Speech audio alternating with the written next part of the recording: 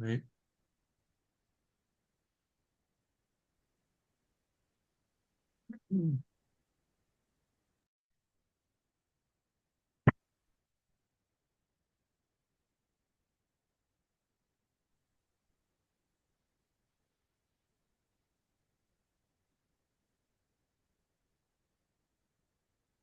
Good morning, everybody. Good morning. Morning, Lori. Good morning.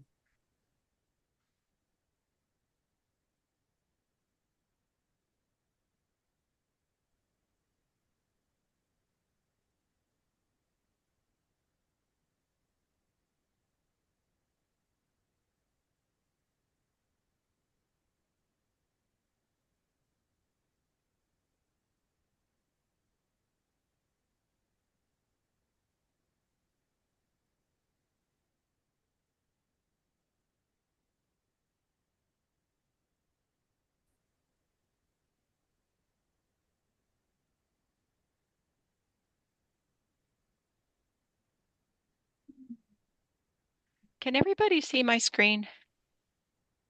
Yep. Yep. Awesome. Yes.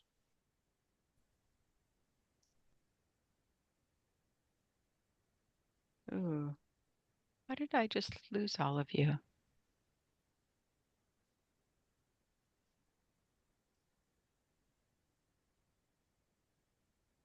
We can see you. Yeah, I don't know why I can't see you. Okay, I can see you now.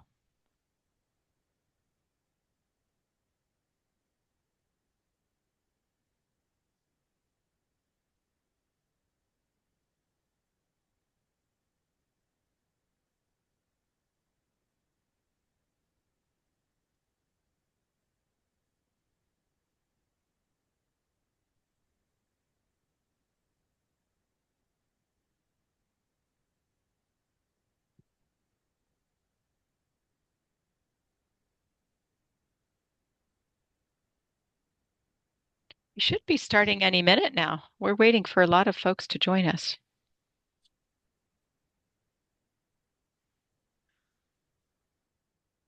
I know two of my people won't be making it today. They're out of town. Hello. Hello. Okay, let me see how to do this. Hello. I'm going to stop screen sharing. How to stop. I'm not screen sharing currently. Yes, you are. I see it. Okay, I don't know how to stop screen sharing. There you go. It's not sharing now? Right. Correct. Okay. I stopped it. Uh, okay, here. Morning, Susan. Good morning, sunshines. How are Good y'all? morning. Morning. Okay, good.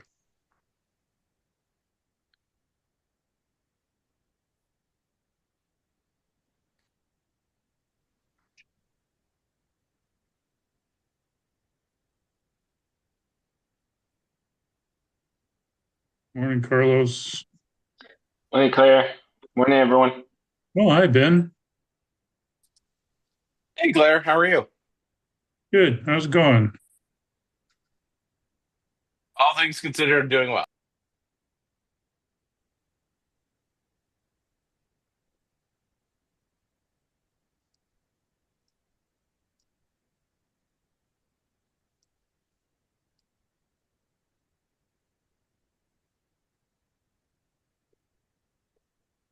Okay.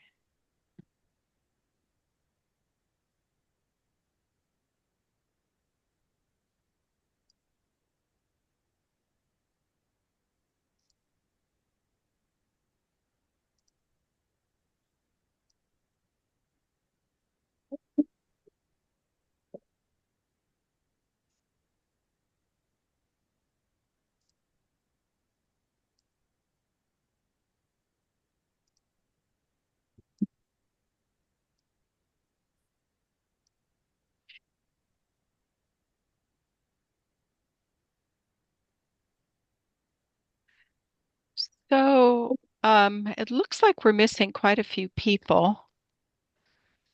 Derek, do you wanna? I've got a little bit after 2. Does everyone else have a little bit after 2? Yeah.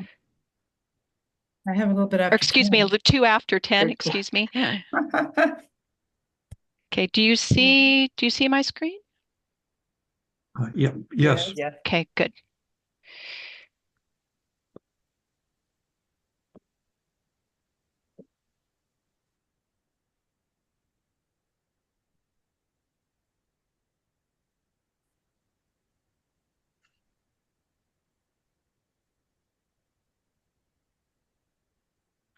Should we go ahead and it looks like we're missing about half.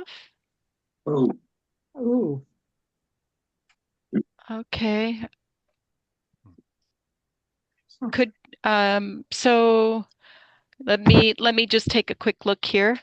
Um, Jacob, which 2 of your folks will not be able to make it today?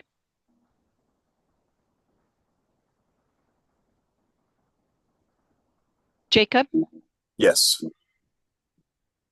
which 2 of your people are unable to make it today? Claire Harry and Bill Demmer. Okay. And then Okay. haven't heard from Robert. Okay. All right. Let's just do a quick roll call. President Olivers, Here. Martin Rollins, Present. Susan Herring, Here. Bonnie Jacquez, Here. Kent Quested, here. Judy Kuschel,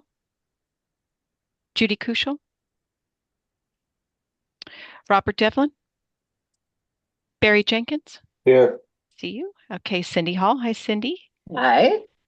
Judy DeVoe.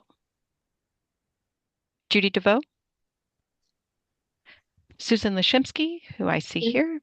Amy Fortier, who I Here. see. Hi, Amy. Good to see you. Jim Morning. Balls.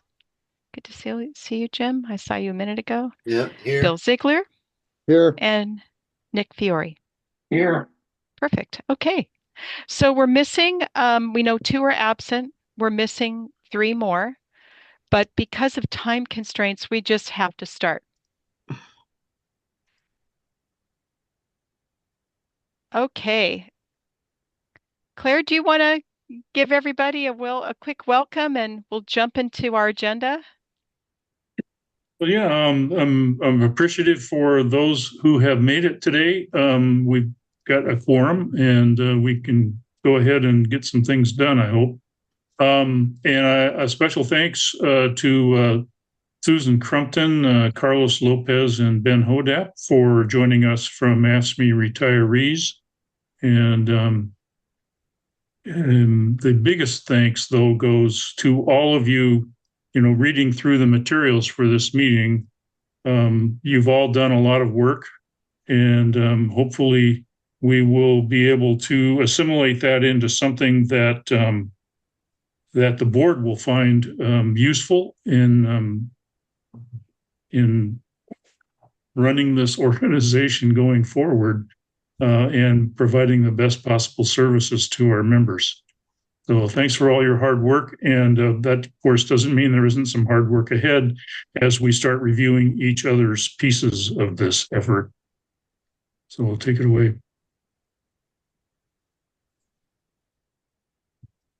Fabulous.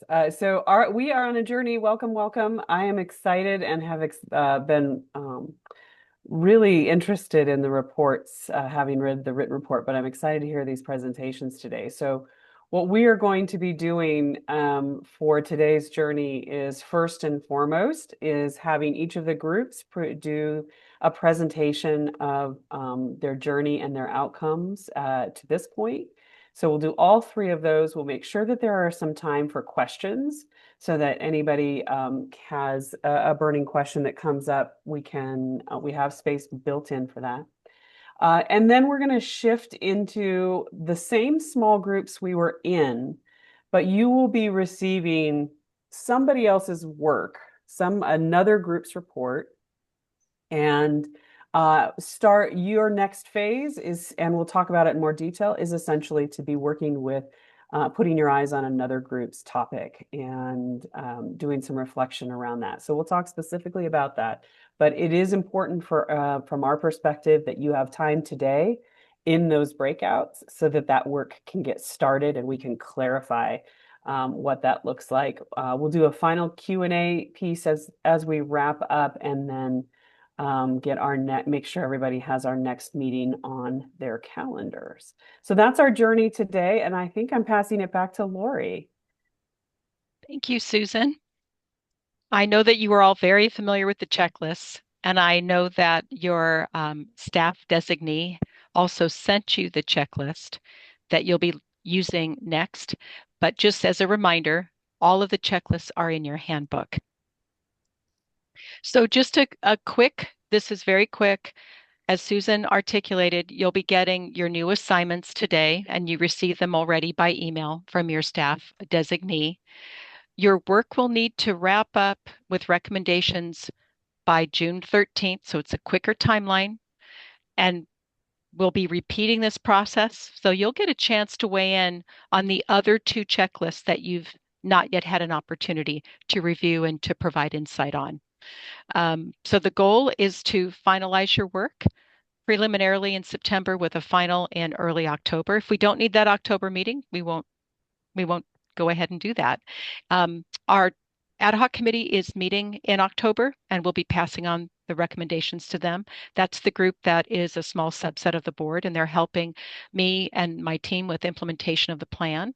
And then there will be a formal presentation by the task force at the November meeting, and we'll have time to talk about that. So that may be an information item in November for the board, followed by potential action next year at the February meeting. Okay, back to you, Susan. Yeah. So one thing we thought it would be helpful to do, because the documents that you've created have recommendations in them, is to remember that we're only partway through this process. So as a full group, as a task force, I think it's really important to remember that we are in the midst of this process. And it is important for every person on the task force here to have the time and space to do the reflection and think deeper thinking on each of the three content areas. So we just wanted to kind of, say again, remember this is not finalized. It's important not to walk away from our conversations today and share, there's these, hard and fast recommendations. Your recommendations will come as a full group, and they will be in September. So we want to be mindful that we're in this wonderful space as a team, and be respectful of the fact that, 2/3 of the team haven't seen what your group has already deeply entrenched in terms of the data and the information and the time that you've already spent. And we want to offer that same kind of respect to the next two groups that are going to respond and reflect on the content you've just spent a great deal of time on. So just a quick reminder as we go forward, and please, please, please, as you always do, make sure if you have questions that you ask your staff member who's working with your group, or Lori, if you have any questions about what you should be sharing or not be sharing, and where you are in the process if there's ever a lack of clarity. So here we go. Okay, so we're going to start out by listening to group presentations, and if we're going to be monitoring the time very closely. If we have time for questions after each presentation, then it may be just for one question, and then we're going to use all the rest of the time for you all to meet in your small groups and to try to tackle your next task. So with that, our first presentation will be by Group A, which is chaired by Bill Siegler. Okay, can we have that on there? And these are the members of Group A. So just a big thank you to each one of those individuals. Okay, I'll start out by first thanking all the members of Group A. Our subgroup was tasked with something that's pretty kind of scary. It's a lot of money and financial considerations that we have to look at that we probably haven't looked at in a long time. And and I want to especially thank the members for bringing to us their perspective what they believe is going on in the organization, because we don't have a chance always to see the whole picture. So thank you, Susan Herron and Bonnie Jackson, Judy Kuschel. You did a great job, and I'll proceed from there. Do we have a slide? Can people not see my screen? No, I can. You cannot see my Okay. screen. Okay. We Can you here see? we The can't see slide, it. the slide is Yes. there. The it slide says is there. evaluation process. Yep. Okay. Anyway, we took the council's priorities and the work of the facilitated part of our brainstorming and looked carefully at the fiscal issues. What we did is for data, we looked at historical data. We also looked at what are the main cost drivers that cost the organization. And also we reviewed the priorities that are impacted by fiscal constraints. Okay, so what that means is what things can't we do because we don't have the funds. And then we looked at what we can do for resources and services needed over the next 5 years. And the way we did this is we did what I guess all organizations have to do when they try to plan ahead. You try to look at options, you model something. And we modeled the consequences of our fiscal recommendations to see how it would impact the whole organization. Okay. I'm going to say this for everyone who's presenting. I don't know what you're going to say. So if you finished the slide, you're going to need to Yeah. tell me to go to the next one because Okay. you're driving this and we aren't. Right. Okay. So can we pop up our The next slide. yes, please. Okay, so here's the conclusions right off the bat. What we decided to do was to focus in on the hard data and the hard decisions that have to be made around money. And with no dues increase, there was one option here, which we carefully looked at to see what would be the consequence of having no dues increase in the coming years. And that would cost us a reduction in member services. We probably will have to go to a virtual convention. Our reserves will be challenged. Okay. In fact, the reserves could even be brought way down. We'll have a higher budget deficit going forward. And it's probably will reduce our staff because our staff is one of our main cost drivers. And we could potentially run out of funds if you don't increase the dues by 2028. Next slide, please. Okay. Is this Bonnie? Okay, so the next option we considered is after we looked at the cost drivers and all the budget data, we said, well, what would happen if we raised the dues $2? How would that address the problems? And with that, we found that there would be a reduction in member services still. We'd still have to have a virtual convention. We couldn't afford a live convention in the future. The reserves would be drained. There would be a deficit reduction as before and a reduction in staff. Would it be as consequential as having no dues increase? Probably comes close. In other words, there isn't much difference between no dues and $2. Next. Bonnie, did you want to add anything? Anybody want? Oh, I'm sorry. Yeah, Bonnie. Sure. When we looked at option one, the no dues increase, I think it's important to note that when the council did the blind mailing returns for 2025, there were roughly 400 members below the past average. So as we all know, the council's revenue is from membership dues. So, and in the last 4 years, the council's been using their reserves to fill the budget gap. And those of us who try to balance our own budgets, we don't use our reserves to balance our annual budgets because eventually the reserves go away. And I think it's important to note that the council's been functioning with a deficit for the last 4 years. And That's a very, very long time. And the last time, as I understand it, that the dues were increased, it was 2018. So that's 7 years ago. Inflation has increased significantly. So that's the option of that's my input on the no dues increase. On the $2 increase, we still run a deficit, not as great, but still using reserves, not as much. But there still will be, it'll drain the reserves to offset the cost of business. And like Bill said, the 2026 and 2028 conventions will need to be virtual. And I suspect the members prefer to meet in person rather than virtually. So again, our group decided that that wasn't sustainable, $2 a month. So Bill, go ahead. Okay, next slide, please, because we're coming to option 3 here. Okay, so option 3 is a $3 increase. And this one we modeled very carefully and even went over our data over and over to make sure that we were got a little different perspectives on it. But with a $3 increase, we found that we could expand member services and we could sustain those services over time in the future. We will most likely be able to, we would be able to have an in-person convention. And our reserves could be kept at a level that is prudent for these kinds of organizations. And we could also reduce our budget deficit and possibly add staff members. Okay, over time now, you notice that asterisk.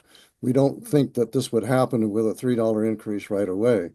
But over time, that's what you would need to do these long-term things. So are there any comments on conclusion 3 here from our group? Okay. I was looking for my virtual hand, but I have a hand here. Are we taking questions now, Lori, or? Barry, can you hold your question for just a bit so they can finish we're their gonna do questions. presentation? I'll just let you know that I have a question. Okay, good. Yeah, just go ahead and write Thank your you. question down, please. Yeah. Okay. Next slide, please.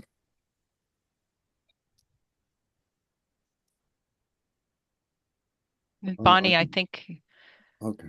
Do you want me to go ahead with this, Bill? Go ahead, Bonnie. Chapters? Yeah. Okay, so at the end of our fiscal review, part of our charge was to look at chapters. And so we took a look at the chapters and we reviewed the data that was available through the council office. Some of the chapters have sent in the data, some of them have not. So some of our data was, it appeared to be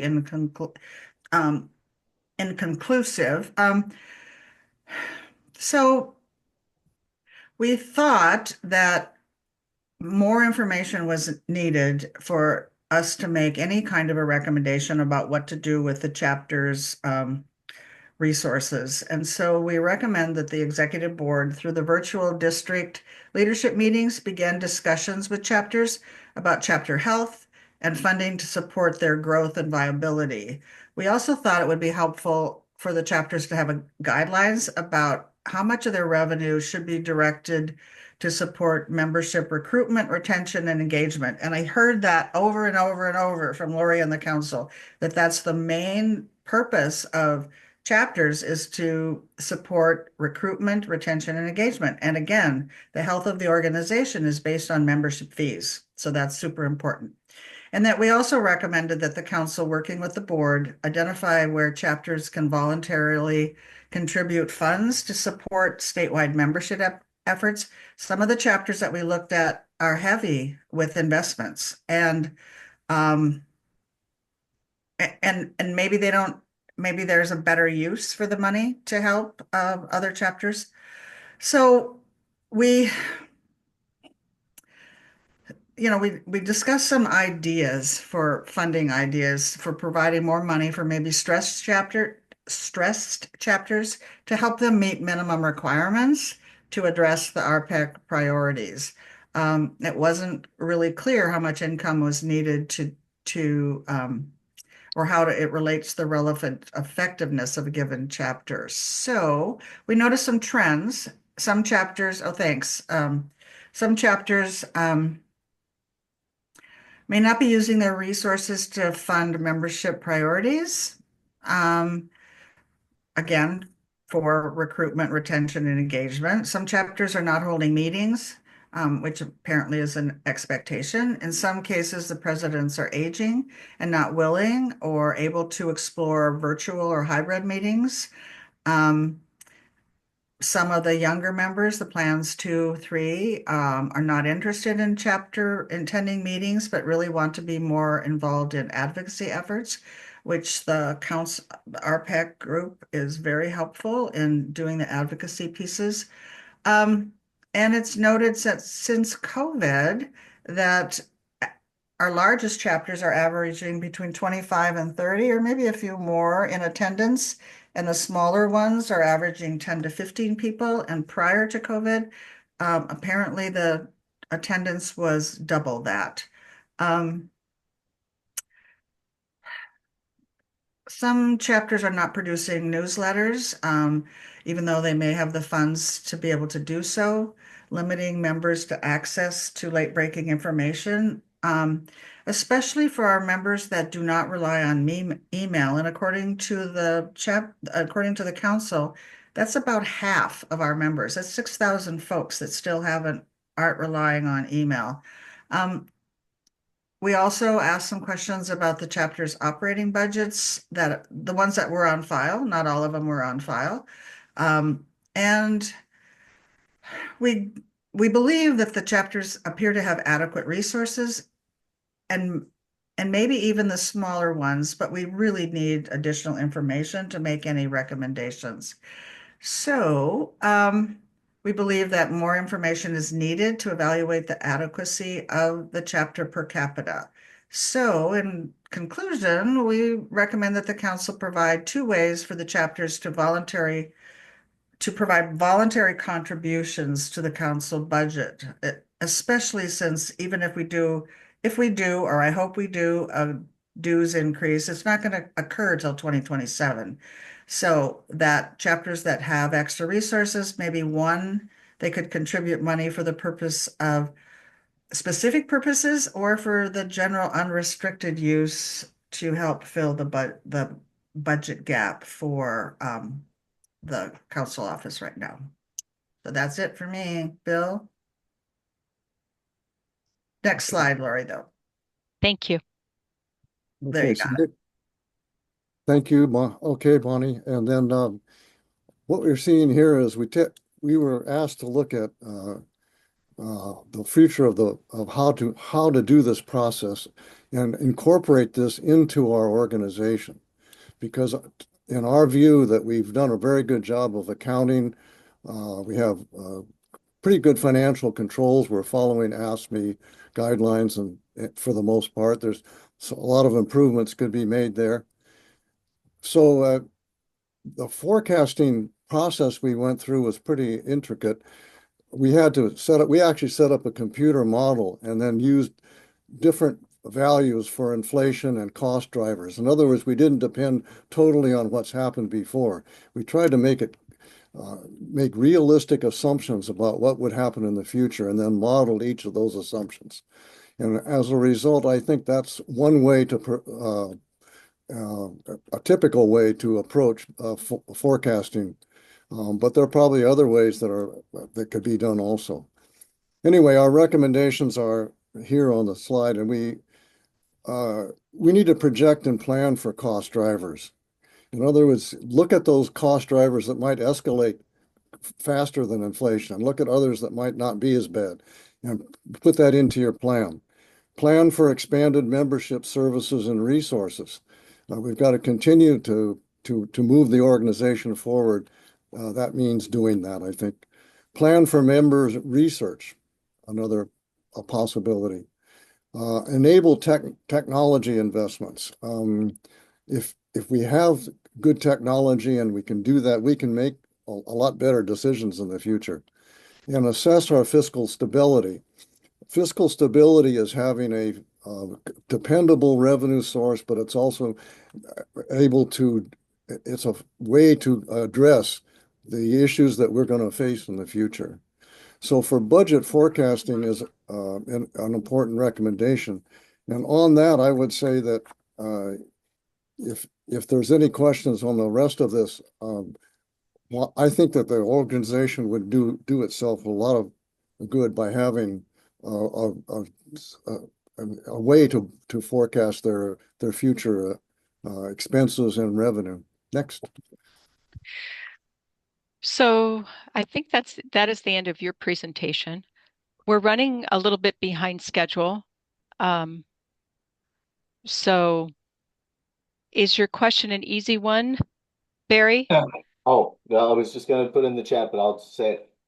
Yeah, I was wondering when it comes to the virtual versus physical convention, um, was it considered about, the registration cost of the convention um, versus the dues? In other words, how much of the cost of having a convention is um, taken out of the general funds as far as that are funded by dues, and how much is um, funded by the registration fees?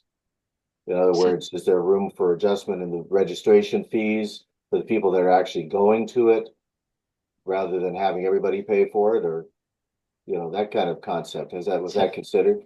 So, if you go back to your handbook, and if you think about your orientation meeting on the task force, we went over the cost of major events and how they play into the overall operating budget. So I'd ask you to revisit those sections of the handbook.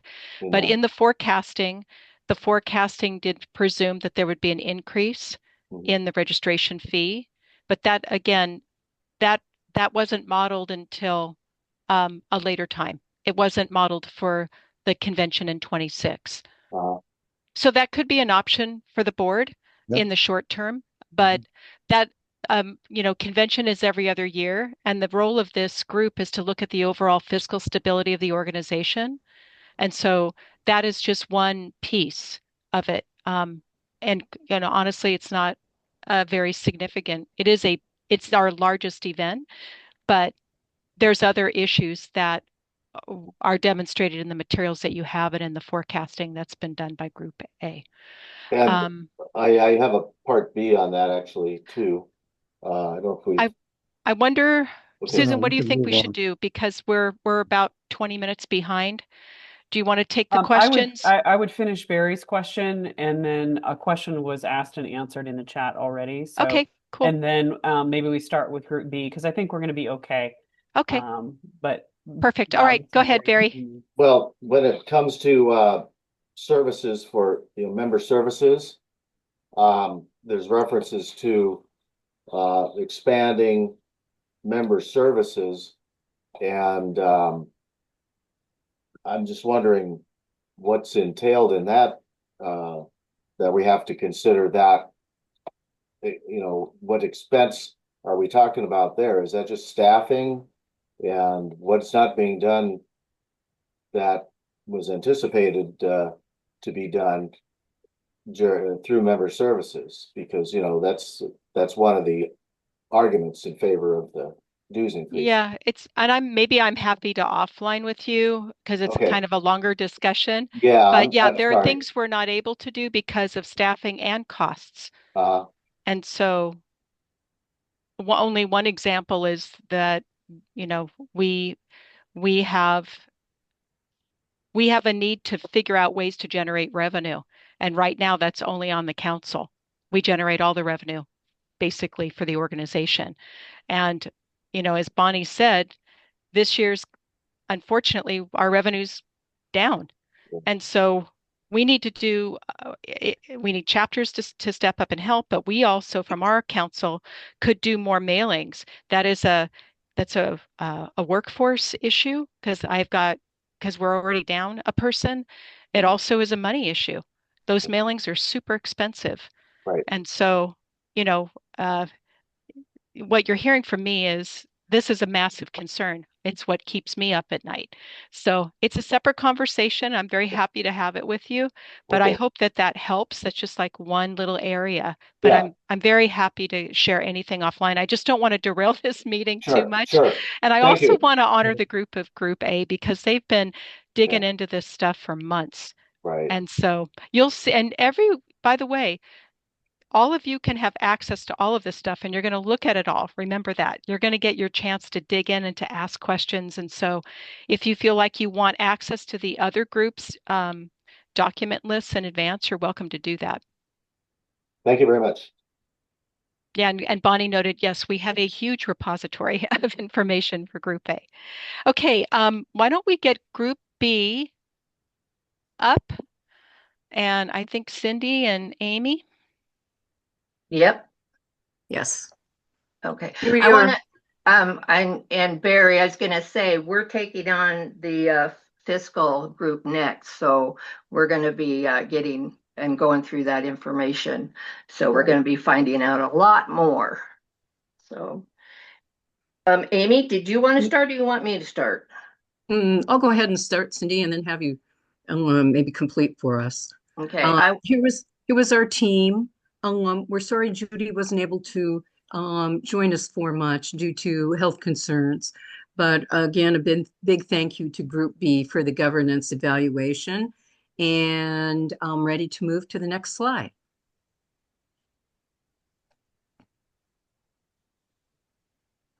And our focus was primarily on the executive board and standing committees. And we had quite a bit of data.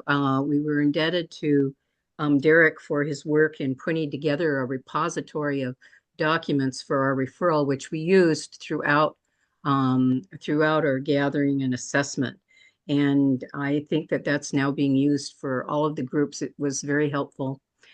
So this is a summary of our data, and you see how many things that we reviewed, documents, handbooks, minutes, and review of anything that we could find that was documented, basically. So ready for the next slide. Well, and I just want to put in a Oh, lot of yes, us on Cindy, this go ahead. committee Yes, let's were, make this joint. yeah, a lot of us were not on executive board or have knowledge of, the ongoings and stuff at the executive board. So we really had to dig into a lot of references and items and looking at our own, places. So this is kind of what we came up with. So yeah. Exactly right. Thank you, Cindy. Yeah, let's just do this jointly. So next slide, unless there were questions on that slide. I'll ask each time. Okay. No, You know, no Amy, you may questions want at to the just end. get all the way through and take it at the end if you don't mind. Just Oh, Yeah. okay.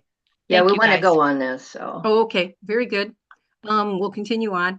As you heard, we prepared by going and reviewing a lot of materials and comments and concerns, and we tried to make everything as productive as possible. There was a lot of material.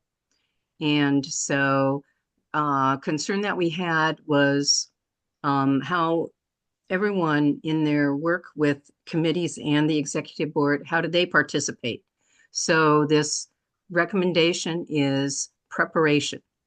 And so the preparation recommendation, I guess I'm trying to couch this in the best possible way.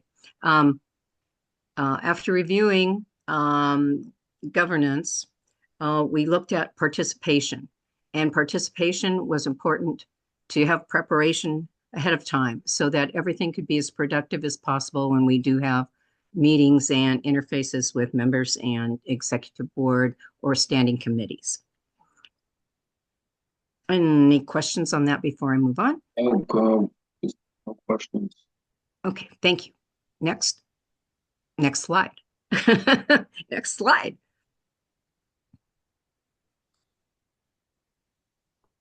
So another of our recommendations is job descriptions, expanding on them. I think many of us kind of know what somebody does, but it may not be fully understood and also not necessarily known to either members of committees or other members and membership in general. And so an important element for recommendation is job descriptions for executive board and standing committee chairs, and also some idea of exactly of what the roles and responsibilities are. And this will allow people to have a greater understanding, both in deciding to participate in those organizations and also to continue to contribute within that realm. Questions on that? Okay, next next slide. So we had some discussion about this, about activity for participation for executive board and standing committees. So we've got a number of standing committees. They are meeting, the board is meeting, members are meeting. So how do we work with the engagement and involvement at this level? And this is something that we want to encourage a good flow of information to and from the chapters, and flow of information to and from the board, and flow of information to and from standing committees to like the legislative committee. So this has to do with involvement so that there's a two-way interface.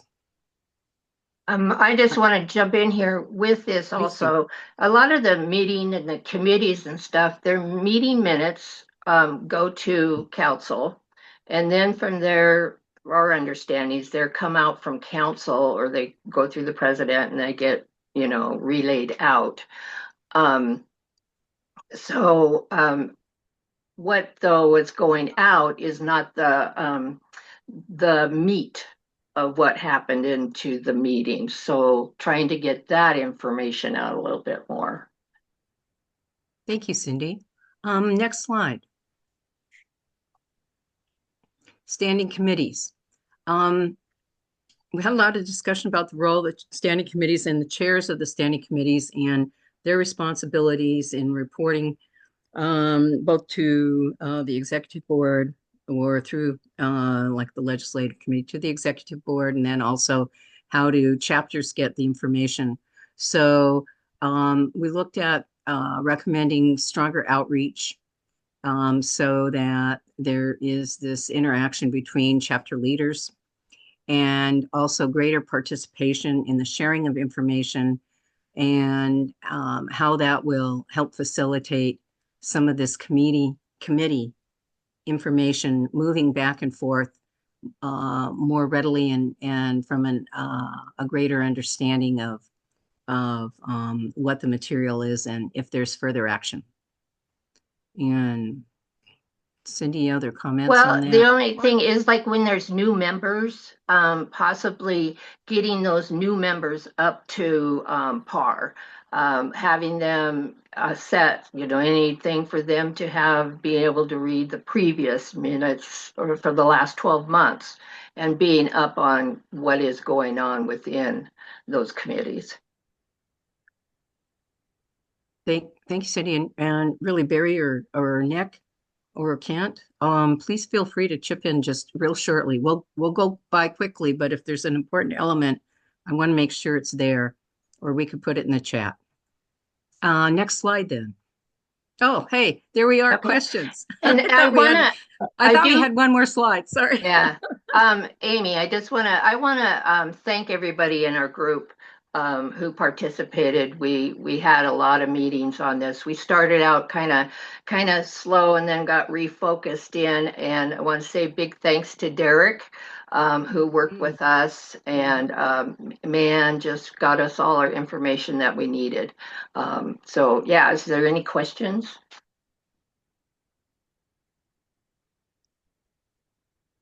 Okay. Oh, yeah. So I want to say I do want to say what our metrics, what we use. We did the checklist, and what we did was we ranked everything, and we went through those questions. So we did 1 to 5.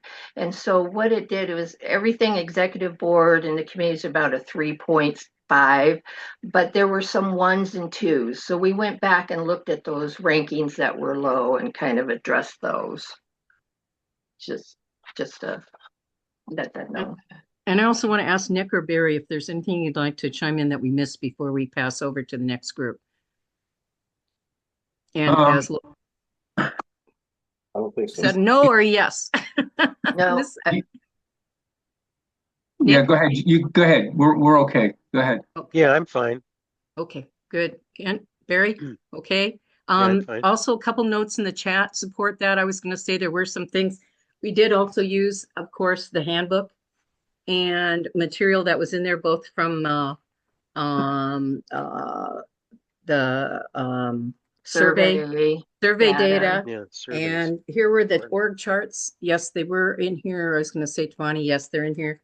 And so our recommendations really, in summary, as you heard, how to pass information back and forth in an effective manner, making sure everyone knows what they're doing, what their responsibilities are, and then being active and committed if you are participating, because it's important to bring the voices to the table.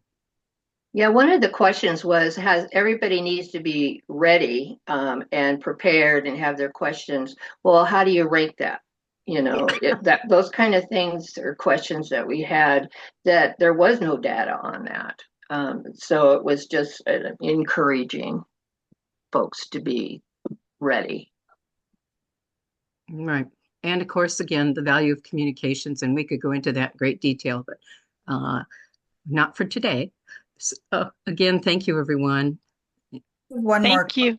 Oh, go ahead, Bonnie. I have a question. Go ahead, Bonnie. Is there a vetting process for people to get into these standing committees and that kind of stuff? Or like many profits and boards that I've been on, it's just a live body who's willing to step forward. So I'm just curious about Those was something in all we did come up. transparency. Yeah.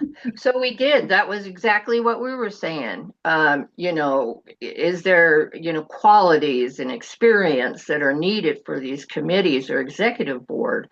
But these days it's like, yeah, you know, somebody's volunteering, it's yay, you know, we'll work on, you know, hopefully we'll work on gilling you up, you know, once you get in there. But yeah, I mean, that was where we talked in the beginning, maybe a little bit more on the descriptions of board members, what it's going to entail a little bit deeper than it does in your handbooks or anything, giving people the knowledge that what are they going to anticipate. So yeah. Thank you, Bonnie. Anyone else before we move on? Anyone from the group? Nick, go ahead. Yeah, so one of the things with recruiting people to be on boards, one of the things that we looked at was what is in our Constitution and bylaws that it basically says any member can run for those positions or be asked for those positions. So the biggest question was, how do you balance someone's knowledge and experience over the fact that they are a member and they have a right to ask to be put in that position? And if no one else comes, then yeah, we'll take them.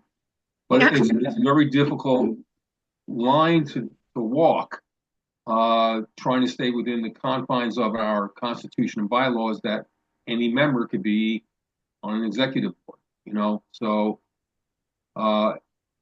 it's something you have to work on, especially we were looking at things of inclusion, diversity, and all that stuff on as part of what we looked at.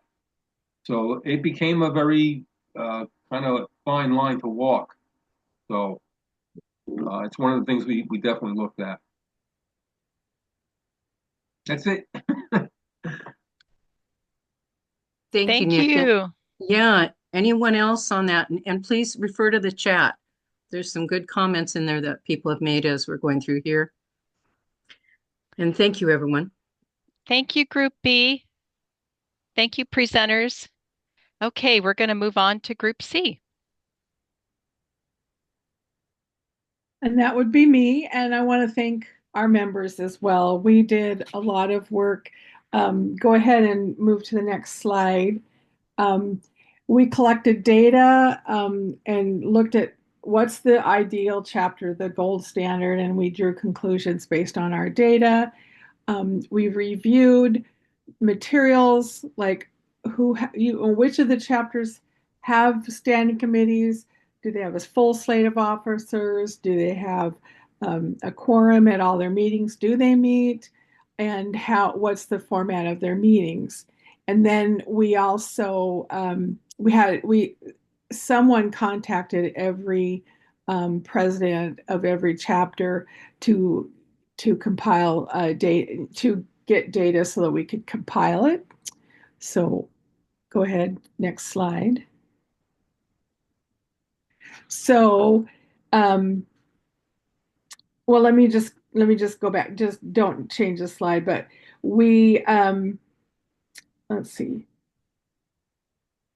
What we did was we looked at all of our data and we found these particular conclusions. Again, the consistency in training new members. Sometimes members said, would you please do this job? You really won't have to do much, but we'll have a meeting and we need more inter-district coordination, need defined membership plans. A lot of people just say, well, we try to contact new members and then it was just real iffy. Well, we don't really have a plan, but we try to get to new members. So we need that defined membership plan and outreach to members who are not engaged. That is a biggie in my particular life, is to get the members called even after they come to meetings, and maybe even they've come to a few, but do that follow-up outreach. And then a lot of chapters need involvement with union and public employees. So they're not, sometimes it's because the nearest union meets an hour away, and sometimes more. So we need some both getting involvement and then kind of some help for members how to go about doing that. And then we chapters either have a lot of political figures or almost none. There are lots and lots of committee chair vacancies, and sometimes there's a chair with no committee. And then we need testimony on behalf of members. We need to hear what members are thinking. So go ahead. And so then other conclusions, take care of everything, struggle with, vacancies and succession planning. It's hard to have succession planning when you don't have leaders, like who is going to be in that succession planning. Stagnant meeting attendance, I already talked about, lack of quorum, and active engaged members do just determine the strength of a chapter, and then the labor connection. And we also just need to figure out how we can get away from one person in the chapter doing everything. And if we get two people who do everything, that's a big improvement, but we need to work on that. So I'll turn it over to Martin. Thank you, Susan. And I also would like to thank all the folks in the committee, and especially thanks to Jacob, who got a lot of data that we could use to do our initial evaluations of chapters, and then contact information for chapter leaders. So basically, the recommendations are that we think it's a good idea to define the role of a district representative. Someone mentioned job descriptions recently in another presentation, and I think that's an important part of that, is for the district rep. Having a communication process between the representatives and the chapters. I know that we do have district meetings, and district reps, going to chapter meetings is important. The district reps attending committee meetings, if they can do that. I know it's a lot of work. Uh, and then the chapters at committee meetings is also important, to have members of the chapter at the committee meetings, even the state committee meetings and at the local chapter committees. We have leadership training provided by the council and by AFSCME for financial standards. But we thought it was a good idea that leaders should be required to attend those leadership training, chapter leaders. We should require newsletters for all chapters if they have the capacity to do that. And maybe there should be a guide, or a checklist for chapters. That checklist for an ideal chapter is a good start, but probably hone that down a little bit, make it a little less onerous for some of the chapters that are struggling. Collaboration with staff, chapters, and executive board is another thing we're recommending, and then distributing materials to unions, from RPEC material to unions. We talked about unions previously, and what we found was that some chapters don't have a union in their county or wherever they're located. We also discovered that, not every chapter can associate with a union, because there might be multiple chapters where there is one, central union. Like, I know, for instance, in our area in Thurston County, there's a Thurston Mason Lewis County Central Labor Council, and there are chapters involved in that. So it's hard for all chapters involved to be involved in unions. And that is basically that, in a nutshell. Thank you so much, Lori, and all the helpers. And if there's any questions.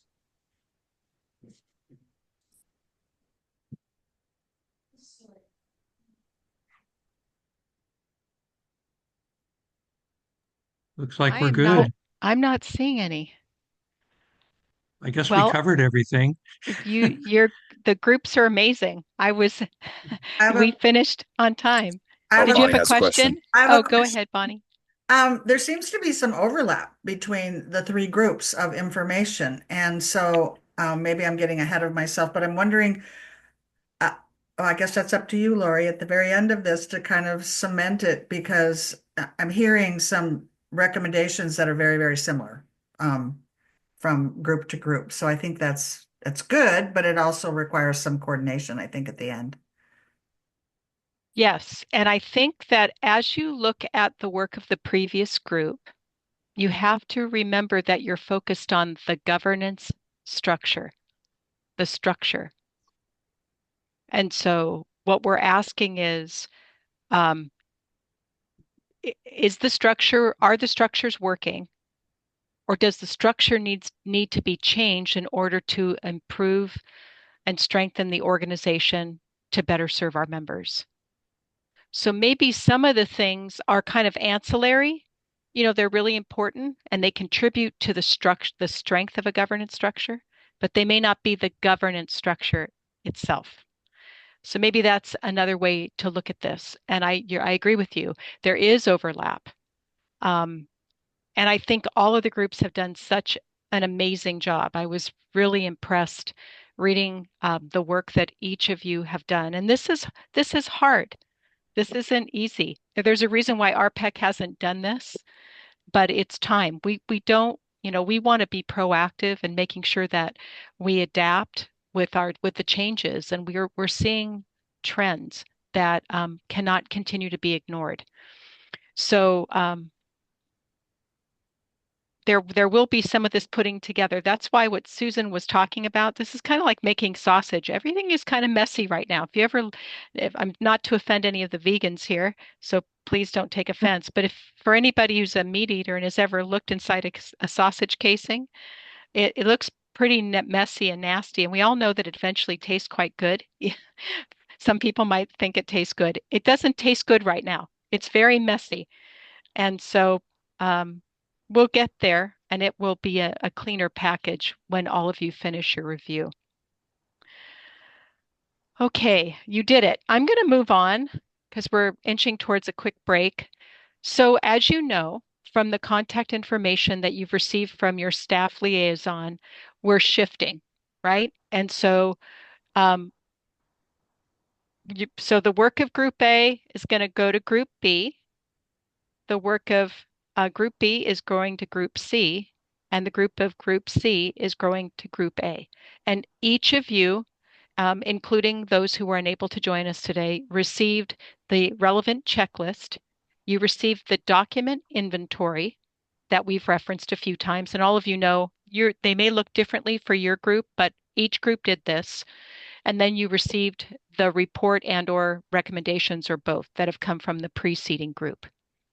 So this is what you will be focusing on in the next couple of weeks. So let's look real quickly at your process outline. So what are you doing? You're considering the recommendations that have been provided by the previous group. And what you're doing is please do this in a way that honors the work of the preceding group, because they spent months working on the product that they have just presented. So honor their work. Can you expand upon any of the work that they have done? And you can consider the document repository. And if you need more information, your staff liaison will help get that for you. What additional information might you need to enhance the work that's been done, to enhance the analysis of the governance structure that you've been given? And are there aspects of the checklist that the previous group either could not address, chose not to address? Are there other things that you could do to make this a richer evaluation of the governance structure? And then it's the same thing. You're going to brainstorm any recommendations and prioritize them just as you did this last time, developing upon the written recommendations that have been provided. And so we'll likely start with the documents that you've received, and probably we'll do some track changes to those so that we can just continue to add, so this becomes a cumulative product. Okay, and any recommendations that you have on new checklist items or enhancements to existing recommendations would be finalized by June 13th, because our next meeting is on, I believe it's the 27th. Okay, any questions about what comes next? And I know your chair has already met with your staff liaison, and so we're going to be doing our breakout right now, and they'll be able to give you more details. But any quick questions that I can answer before we take a little break? I thought is a 10-minute break adequate, or do you need 15? Is 10 okay? Does 10 work for everybody? Because I'd love you to have a little more time in your small groups. Okay, so the slide I'm going to show you, so this should say 11:10, 11:10. Okay, because I've got 11 o'clock on my watch. Okay, everybody, get some water, coffee, bio break, snack, and we'll see you back at 11:10. So we'll get the notice here now that we're breaking out, and we'll be in our breakout groups, or when we You're come going to back? be going, yeah, you're going to be Derek. I don't see Derek. Derek may have already left. He's going to take care of that for us. Okay. So, all right. Sounds good. Yep. Good question, Cindy. We'll figure it out in the 10 minutes we've got. All right. Thank you.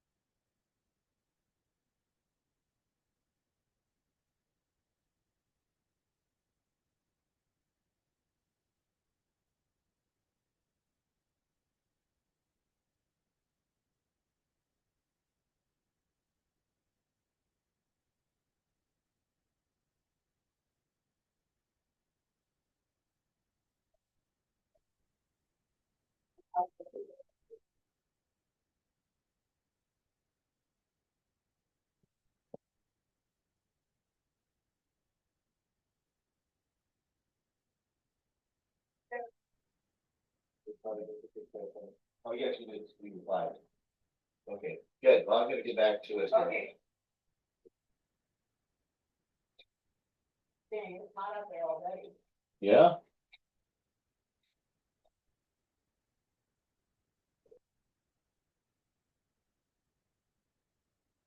All right, then. See when I'm done. Good.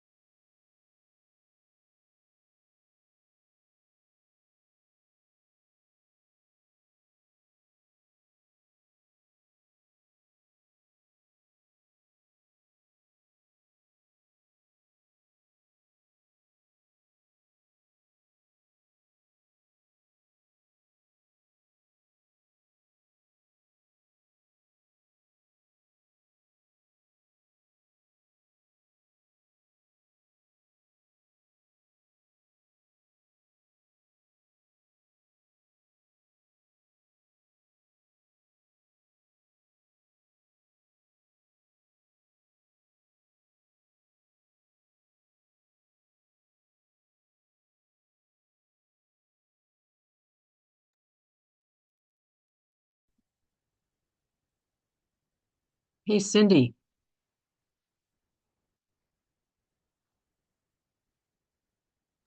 Yes. Thank you. I hope it went okay. Yeah. Yeah. For our I think though we left something out that I was, and of course I forgot it, but that's okay. okay. If there's something more we want to pass on or Well, they got it all. They're going to get the PowerPoints that I did, the 20 some pages of that. They're going to get the checklist, which we didn't get back and correct the checklist. But on the PowerPoint, it has everything that was on the checklist. So it's good material. Okay. yeah. So I think it'll be, they'll have everything that we did. Oh, perfect. Good. Thank you. Yeah. Thanks to Barry and Nick too for Yeah. Kent, where are you? I guess we're not in our groups yet. Yeah, we are. Aren't We we? are. Okay. Well, I Well- can't tell. I can't tell by my screen. Me neither. No, I think the whole group is still together. Oh, Oh, sorry. okay. Thank you. We're still Thank you, together. Susan. Yeah, we're Hello, still together. Susan. Oh, we won't And- talk about the Thank other you. groups then. Yeah, right. No backbiting until we're separate groups. Yeah, now Yeah. you know Derek all our is- secrets. There you go. Derek is going to do the assignment now to the Okay. breakouts. And so just bear with us for a minute. You bet. We're down, Alyssa's out ill today. So Oh. we're, Yeah. we're a tiny team, so we try to make do, but normally we'd have another hand helping us. Oh my goodness, they're probably running all over the place. We are. Not I don't only normally drive. this. I don't normally drive PowerPoints when in a Yes. big meeting Thank like you. this. So Thank you for that, Lori. Yeah, thank you. well, it worked out. There have been Yes, it times when did. I've been responsible for running it, and it hasn't always worked out well. So that's why I kept all asking worked you, out. can you see this? Yeah. Yeah, Derek showed me something new on Zoom, so Oh, I good. learned something new today. Yay. Probably more than one thing after we're done. Yeah. So we're going to have We'll have roughly 30 minutes in our small group meetings, and your staff liaison has met with the chairs and co-chairs, and so you'll be ready to go. So Derek, you're doing that assignment now? Yes, actually, it's all set. A couple things, real quick. What time are we coming back? Everybody should be back, I'd say at 11:45. Is Susan, where's my, Susan, does Yes, that that sound was good? perfect. That's perfect. So Okay. it's a half hour from now. Okay. And Susan, Carlos, and Ben, I have made you co-hosts, so you guys should be free to jump in and out of small groups as you please. So I'm going to go ahead and send everybody off to their groups. Thank you.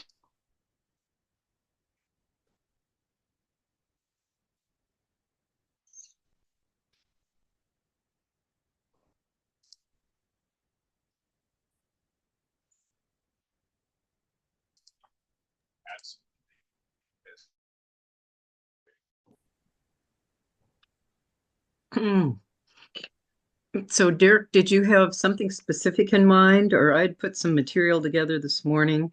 And now, having heard the presentation, have some more thoughts. Yeah, How would you like to start with this? Cindy, your thoughts too on? Well, I think one of the things that I came out from their report was one of the things that they were trying to get in was the chapters funding. Going to theirs, the recruitment, retention, and engagements type stuff, more information for the per capita and voluntary plan for cost drivers and increasing membership plan for membership research. So did anybody else write anything else down? Because I'm just trying to figure out that we don't want to review the stuff they've already done. So we want to get into the stuff that needs to be looked at a little bit closer. And so I don't know how going through the checklist, but here's the small group process outline here. Well, and I actually think we would benefit by just looking at the recommendations, starting with that, and just let's see what people think, because we know what they went through after what they've explained in the presentation, and which I thought was very thorough, by the way, and very well presented. Very well. They did a lot of work. Yeah, so it would seem that it would make sense to maybe start with their recommendations and also the big wow. So when you talk about where are you going off on the recommendations? Because we got sent. Right. There was a document in Group A. Yeah, Group A. And then it was a document called Recommendations Fiscal Governance. Okay. Yeah. So it's page 6. Page 6, yeah. And I highlighted a bunch of stuff that I went through this morning myself. But those are their recommendations. And so we need to find out what was lacking. Yeah, so but we can go through the recommendations of that. And I'm wondering, Derek, are you able to bring that document up for us at all? The one that's called Group A Recommendations Fiscal Governance? Yep. I think that would be helpful for us all, because of the fact that it has the really big lift as the their first recommendation, conclusion. It's their which I conclusions consider and stuff the based on increase in data. dues. Yeah, go ahead, Cindy. And I don't know how others felt, but I basically thought that these recommendations that they put forward would lead us, Cindy, to a couple things that you mentioned, because they have the under the recommendations about the chapter, conduct discussions about chapter per capita expenses. Well, and I'm sorry, I couldn't bring that up, Derek. I don't know how to do it from here. There you go. Guess. Yeah, It's and then if there. we scroll down to where it says recommendations, Recommendations, yeah. right there. And the first one was about raising the dues. And then, and of course they're not numbered, It's a but I third, numbered mine. it's the second dot bullet. Yeah. And so the second dot was no change to what's currently recommended. Then the financial transparency, and anyone stop me if I'm going too fast. Well, and then that fourth one, the fourth bullet, conduct discussions about chapter per capita expenses. They were referring to the virtual regional leadership meetings, but it seems to me that in what they talked about in the presentation, that might be applicable to chapters also, based on what we heard. And then there were the identify specific areas of membership services. This is the next bullet, that can contribute to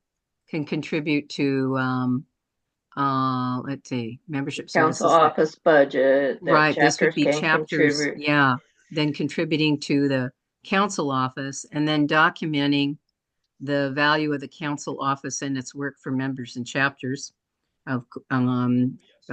So that is then including develop a document that explains the funding problem and the solution of the proposed $3 dues increase, and that's $3 a month. So I want to figure out what that annual will be.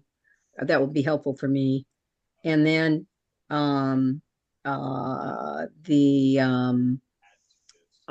that was, each of those recommendations had a little sub under it.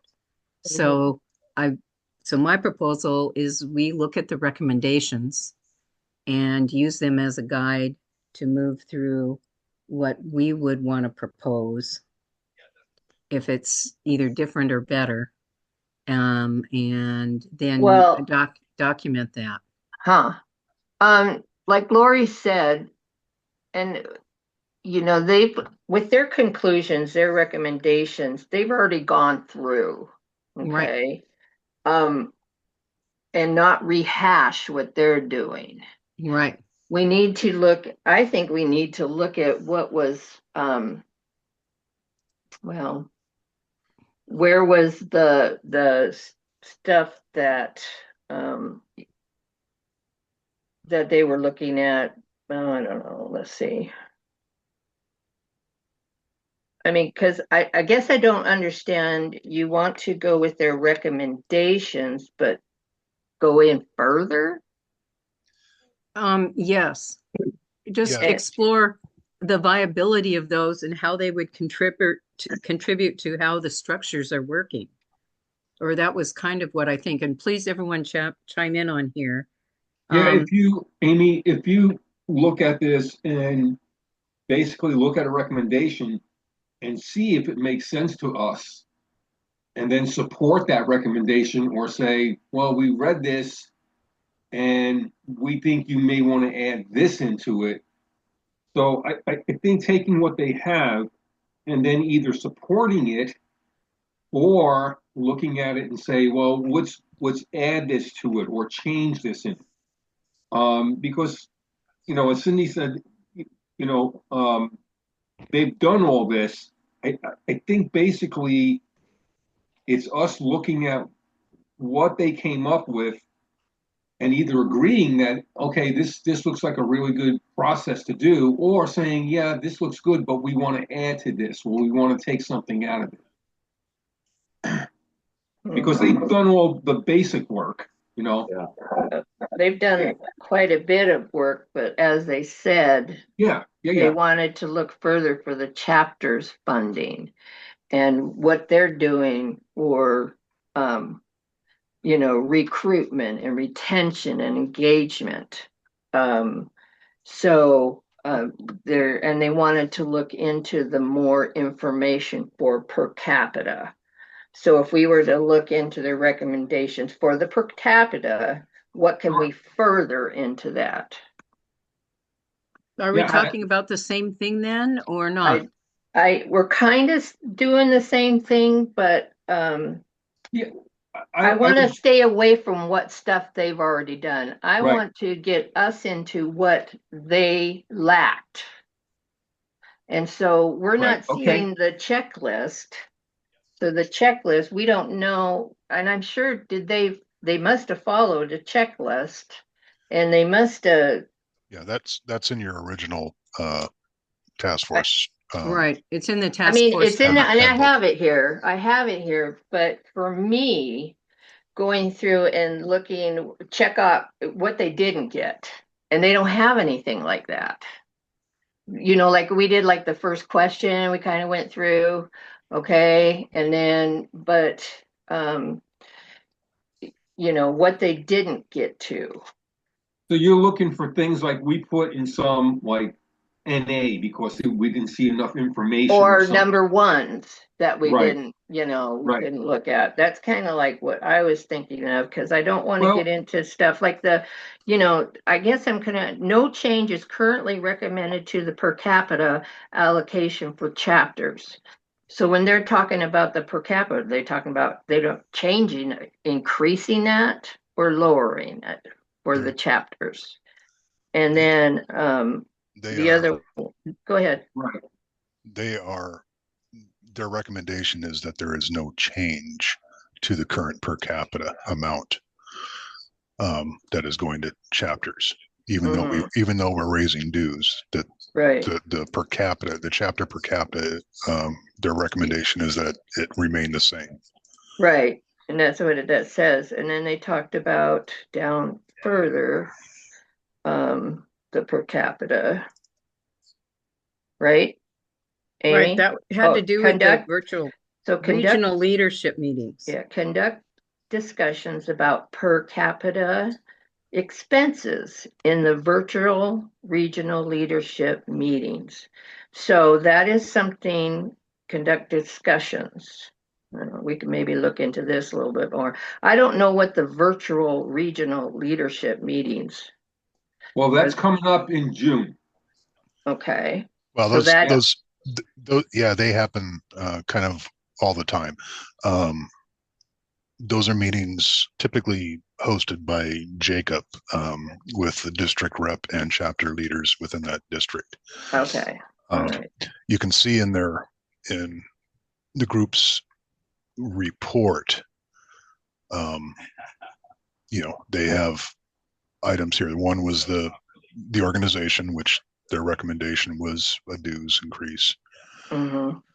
When it got to chapters, said they concluded that more data is needed from the chapters about the current needs and expenditures to effectively evaluate the adequacy of the current per capita level. Mm-hmm. It was suggested that this be covered in discussions at the leadership meetings. Now, those are going to take quite a while and information to get back to this. So that may be an area that this group may want to focus on. Well, I'm supposed to sign up for the meetings in June and I think they broke this out this year, Derek, if I'm not mistaken. No, Instead of having it open to everybody, it's going to be just by district. We're talking about two different things here, Nick. Okay. Okay. The leadership training is completely aside from this discussion. Okay. That's just something that we're doing to better prepare our chapter leaders. Virtual regional leadership meetings are basically district meetings. Okay. That we're trying to increase the frequency of those. It's a means. One of the underlying themes from your previous work that you had done was the communication between district leaders and chapters to district leaders to the board.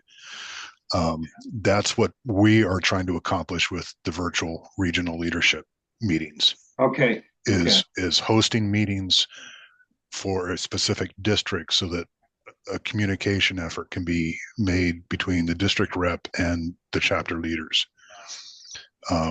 So Group A suggested that maybe this discussion or this evaluation could be done at that level, but what it's doing is it's passing it off to people that aren't on this task force and a part of these studies. And so this is an area that this group may want to focus on. And Group C had done a lot of outreach to chapters. I think Group A might have too, but that may be part of it, is doing that outreach to chapters to establish their needs or expenditures. Maybe and we can help with that here, because Jane, for a couple of years now, has been collecting budgets from chapters, and so we can pull all that together so you can see all the chapter budgets. Right. And as well as their surety bonds, which show you how much money they have in reserves or in savings, CDs, etc. So that and what they're using that money for, and what they're using it for. Right. So that you can build maybe a recommendation here. Chapter, Group A had recommended that there's no change, but it suggested that it needs to be further studied. So that may be an area that you work on, and maybe you have a different conclusion or support the current recommendation of no change in per capita. Okay. So, and I did find that question on the checklist on page 61, and it's support chapters in constructing operating budgets that prioritize chapter members' recruitment, retention, communication, and engagement. So that's kind of that question in the book. But I actually think an issue here is the viability of the organization. Before we go to the chapters and their element of funds, I really think that the significant question is that we can't go on as we are doing right now and survive as an organization. I think there's a larger fiscal question here based on a grander vision. Yeah, and it's a very intertwined concept, because go ahead, Derek. Well, Group A has done the research and study. Yes. And you got the repository I sent you last week from Group A. You can see the forecast. You can see the financial information that they've gathered. They support a dues increase for the fiscal sustainability of the organization. Per capita ties into that. If we raise dues and raise per capita, that the money that they were looking at bringing into the council is reduced if we raise per capita. So our chapters getting enough money to support what they need to do? Are they not getting enough? Or are they getting too much? Is it a case that they get a per capita, they're sending newsletters, they're sending people to convention, and they're still banking money? So is that a wise use of funds if they're still able to bank money after they meet their obligations? Or is a reduction in per capita there, which would allow more money into the council to achieve what it needs to get done? So that's one there that we need to be looking at. So yeah, it's an interaction. So you want to look over the recommendations they've done and what they poured over, with their recommendation for the dues increase, and then we want to step to the chapter. And it's probably more important that we step to the chapter level, because that's one that they kind of somewhat studied, but kind of passed on as well. Yeah. So guys, that's what I was getting. How many of us are on the executive board for a chapter in our group? Anybody besides me? Not statewide, you mean for chapter? Just chapters, yeah. Yeah. Am I the only one right now? And I'm the president right You're now. the president. But I don't know anything yet. So okay. So for me, I'm an executive. okay, so Kent, just looking at our own groups, I mean, for me, we get $100 a month. That's what we get per capita. One of those months we get a little bit less, uh, well, because of the surety bond payment. But I moved to send out postcards besides trying to make phone calls to people to get people to come to meetings. The only way we're doing this is that I'm giving an in-kind gift for the postage for the postcards. You're paid for it.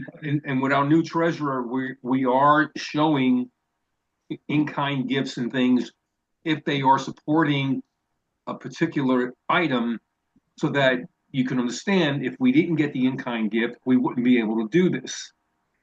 If you look at, so $100 a month with $1,200 a year, part of that money every month is going to be saved for sending 2 people to the convention.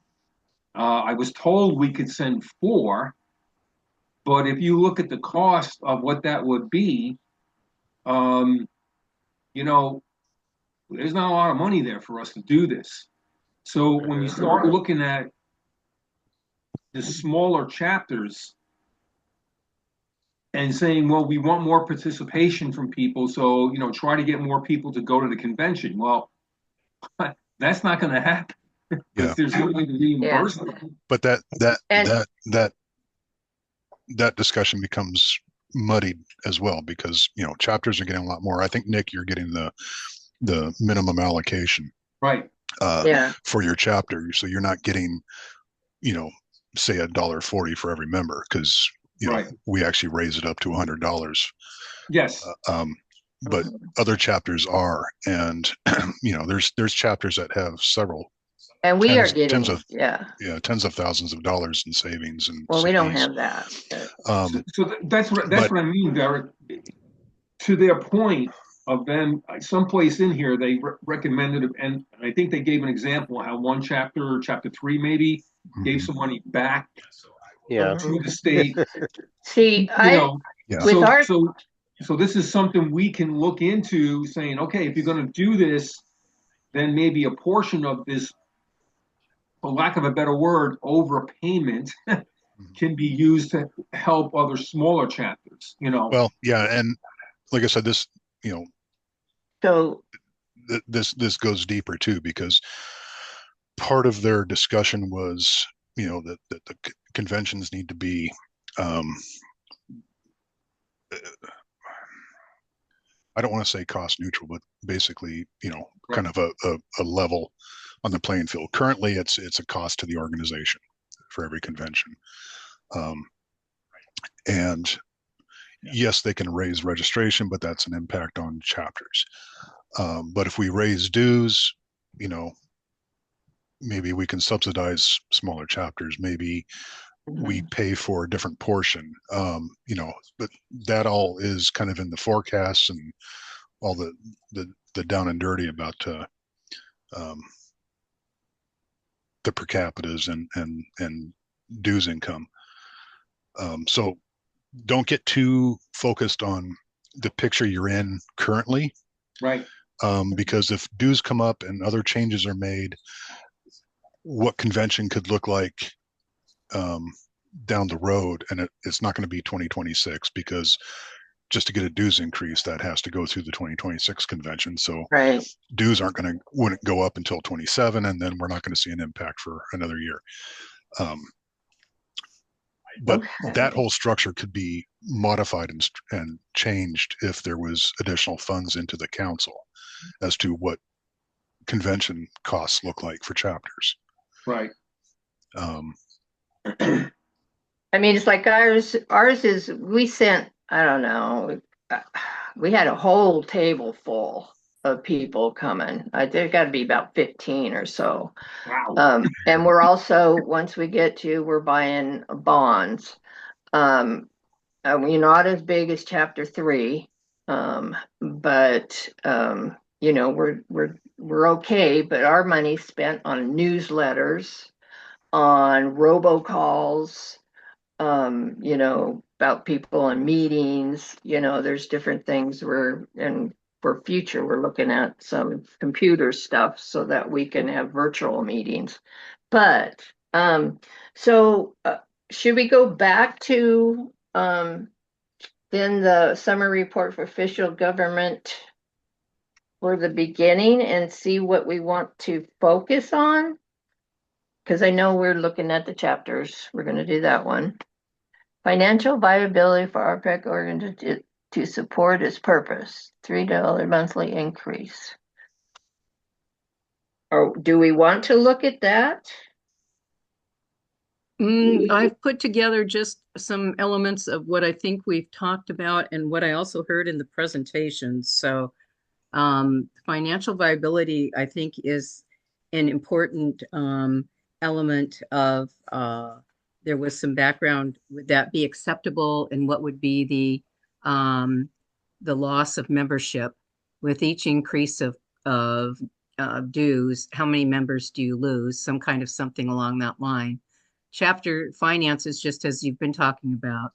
And then the structures, I heard the question, are our structures working? And what are best ways to serve members cost effectively? And also, what can't we do because of financial restraints? So those were from our discussion from the presentation. So I think all of those fit in the recommendations. And I'm just wondering, we don't have a lot of time for research. And I think we just need to pick two or three that we can make some recommendations on or research further in the time we have. Yeah. So that we can then allow the next group to also look again. And something yeah, go ahead, Derek. You may want to keep in the back of your head too is not just where we're at, but it was this piece here that was put into their report, that the exercise cannot be fully addressed without the following questions. Where do we want to position the organization over the next 5 years or more? Yeah. And what resources are needed to get us there? So, you know, they're looking at a dues increase to start, you know, meeting our services and starting to expand our services, because, you know, we're looking at a broader vision of, you know, the strategic plan. Where do we want the organization to be? And what do we need to get us there? And so we might need more resources. And the same with the chapters. Does it, you know, do we need to restrict funds to the chapters? Do we need to increase funds to the chapters to get us to a better position? You know, their attendance is low. Not all are doing newsletters. Not all are sending larger delegations to convention. You know, so what does that look like? And let's see, I'll let you guys keep talking here, but we got about I was going to say that what he was talking about, yeah, it was on page 4 there. Yeah, right. But we got about 5 minutes left, and we still want to try to get some meeting dates. Oh, okay. Dealt with here too. Okay. Yeah, I think if we just did what we just talked about, those two things, and use the meetings to come up with something, we'll have some additional elements as we discuss further, but those seem to be the areas that we can contribute beyond the recommendations, if people see that similarly or close to that. Yeah, and I think Susan in group C, she's the one that I got the survey from about okay, good. And I think that would be a place to start, that we can pull up what she got out, just to see the chapters and what's going on with them, what kind of answers and responses she got from people. Or people she missed, because I think she might have had some folks. So that would be great, Nick. Yeah, let's look at doing that. If she, you know, some people didn't respond, we can try to go back and get them to respond. Oh, I know my president, man, must have did 2 pages worth. No. Would you feel comfortable, Nick, sending her a note to ask about that? Sure. That would be great. And then what are we thinking? Another meeting in the next 2 weeks sometime? Well, Well, we we're have gonna have to do a couple. I think Derek had his Yeah. whole big schedule there. we have Yeah. we I'm just have thinking not over Memorial Day one, weekend, okay? two, No. three, four, five. We Okay. have 6 weeks, 6 Fridays until Okay. we have to have our final report done. So this is a very shortened time frame now. Wow. Okay. But that's because you're not working from scratch like you did before. Right. Right. You're right. working on the shoulders of what the group before you did. So Okay, I'm I'll looking let at you my guys, calendar. yeah, I'll let you guys work this out, but keep in mind we only got 6 weeks to get a final report put together and Whoa, have these whoa, discussions. whoa. A lot of work. And would it be useful at all? I wouldn't mind working on like the financial viability for the organization overall to support its purpose, just as something to bring forward, to examine how that came out, to support that. I think we need to look at some numbers at some point so that people have those. For the well, look at yeah. what you definitely look at what they put in there with all their stuff. Yeah, and I could bring that back to the next meeting. Yeah, they did a lot of work on that, and They did. part of our work Yeah. is going to be about how will we go about confirming or expanding the work that they did and the recommendations they provided. So Right. Well, I think I'm just going to say dollars and cents. To me, that's really clear. We need to increase dues in order to be financially viable. And then how much can we raise? And if we can raise $1,500,000, that means we can have 4 staff and 2 interns, or whatever it's going to be. So you're going to have to have member numbers, and then what future member numbers might right. be, So and all some that. kind of ability to project that. So well, they did. That's in the repository. Yeah. They Right. have And I think projections and that's forecasts in there. Yeah. That forecast Yeah. has done that, but it's not how we get there. That's we have to every year, We have to if you just increase use members. right, if you use the Pareto model of every year you lose 20% of your membership.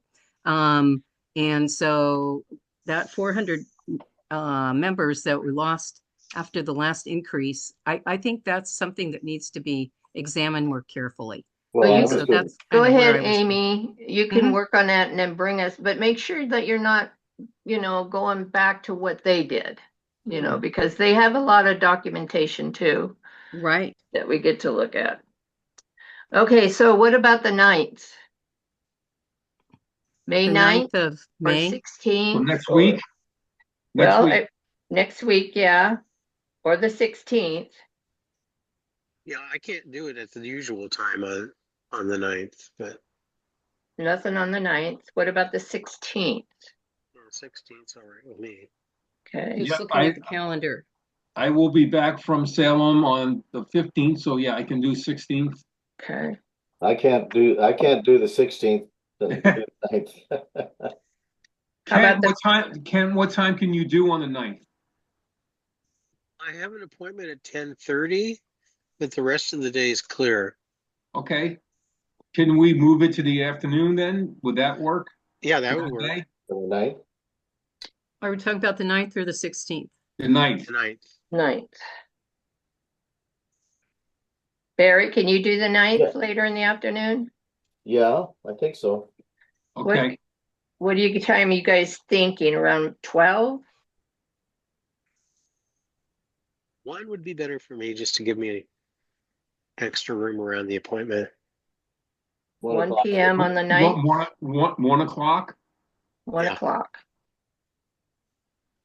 Okay, so let me interject real quick. That's a first meeting. I might suggest, because we got to close out the breakouts here. Okay. That we use the group email, and maybe everybody share their schedules for the next 6 weeks, and maybe Cindy and Amy can put together a meeting schedule. Okay. Based upon everybody's schedules. Okay. Okay. Well, we're gonna go with the 9th at 1. Okay, for now. Yep. Okay, so go ahead. Take us away, Derek. Yeah, thank you. Thank you, everyone. Yeah, thank you, guys.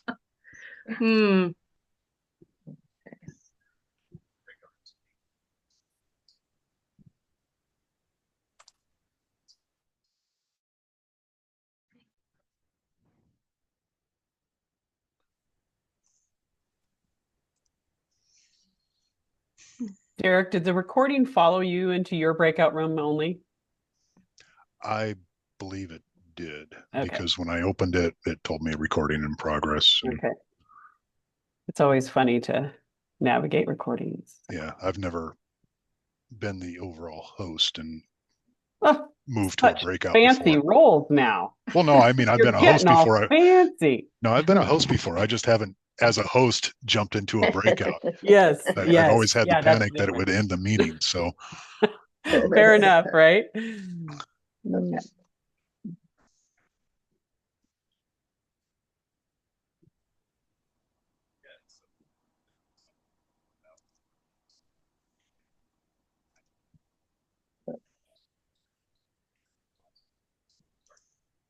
Is Barry hanging out by himself in the breakout room? Your mic's off. Yeah, he was there when I left. I Okay. think he was thinking it automatically goes. And possibly if we had some It'll kind of it'll toss him out in 20 seconds. So. right, Okay. some initial work, is it worthwhile to ask Group A, did we catch their salient points of what they thought we might want to do? Do we care? Let's see what the agenda. I think she's. I don't. and I can always, Cindy and Amy, I can always get you Group A's chairs contact information that you can offline with them. I did find, again, your resource list very valuable, Derek, or the resource list for Group A. Yeah. Had a lot of good material in it. It did. And Okay, I'm going to get you all going here with our PowerPoint. Just give me one moment.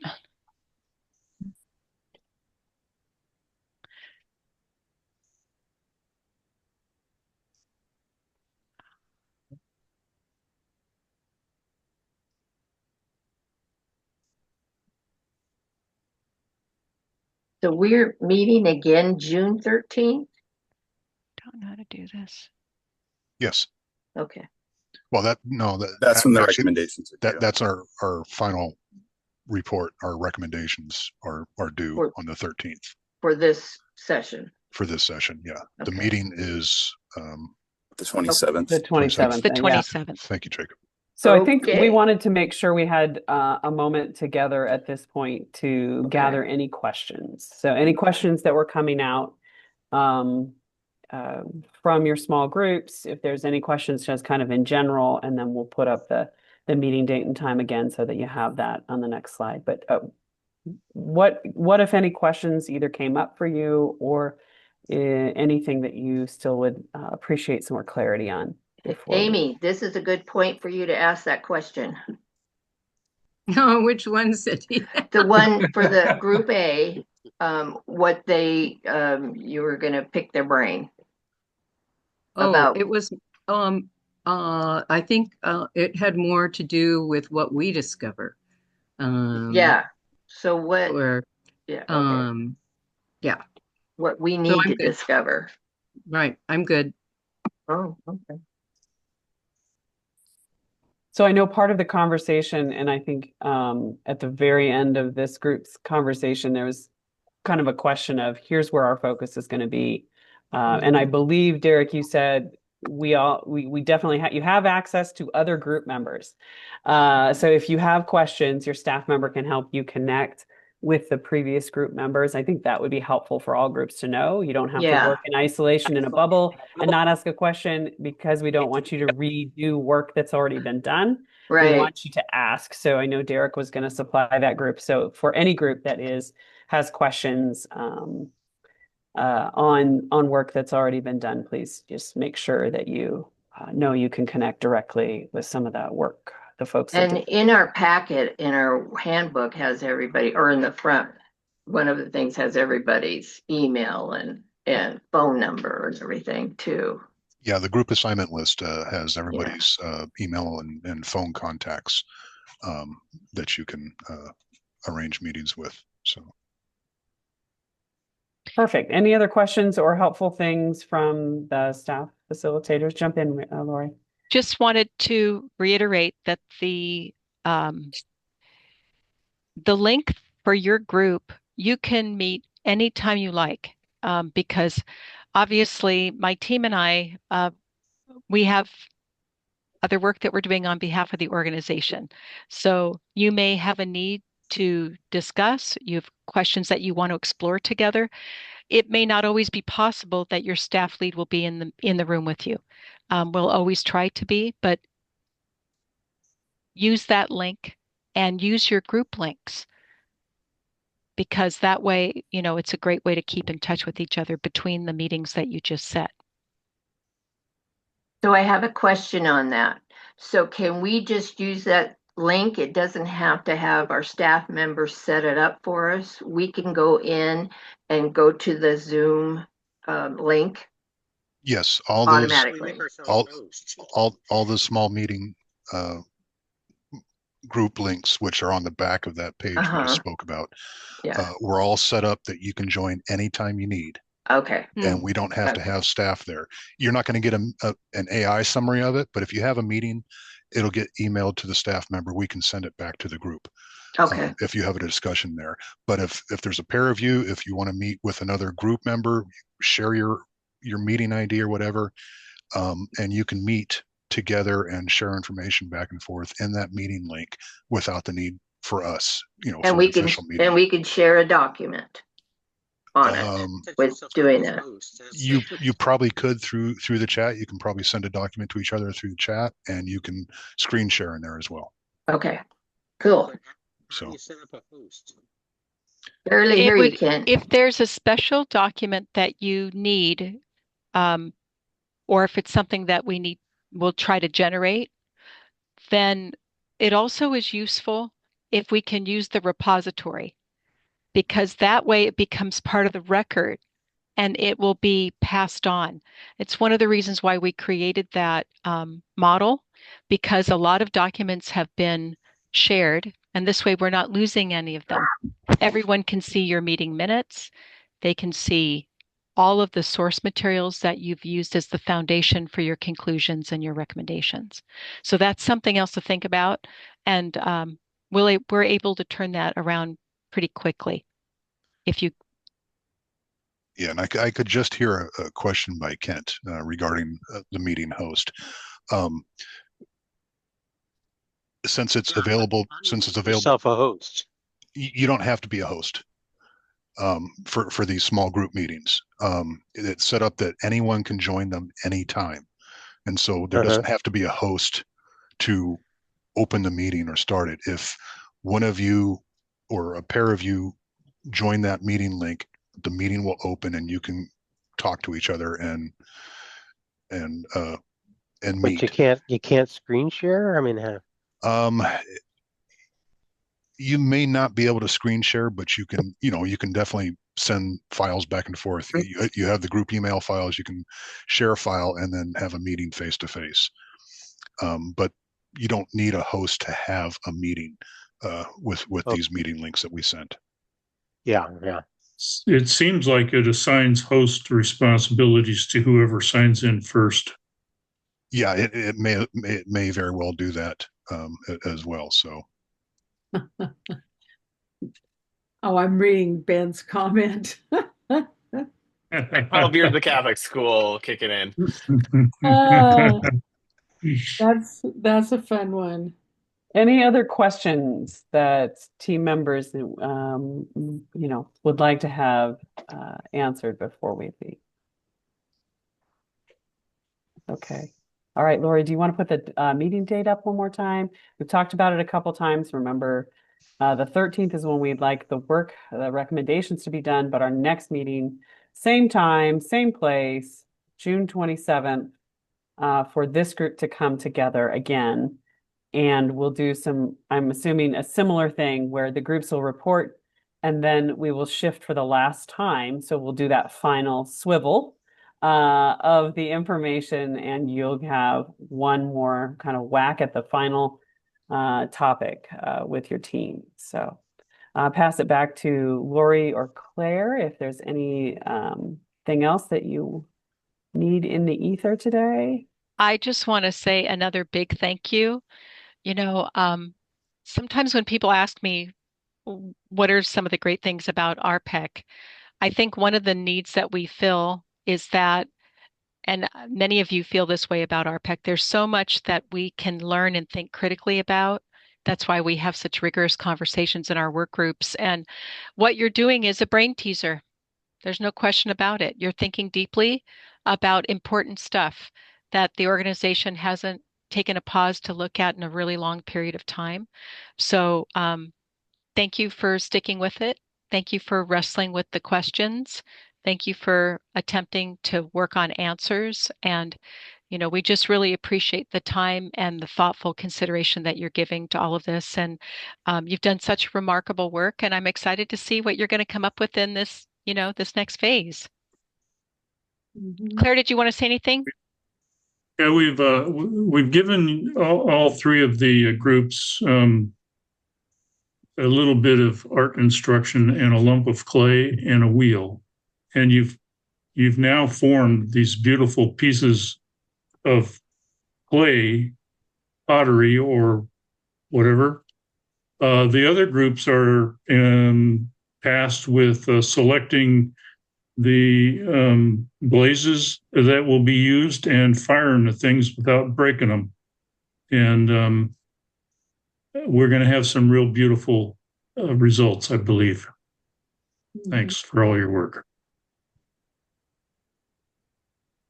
All right, until next time.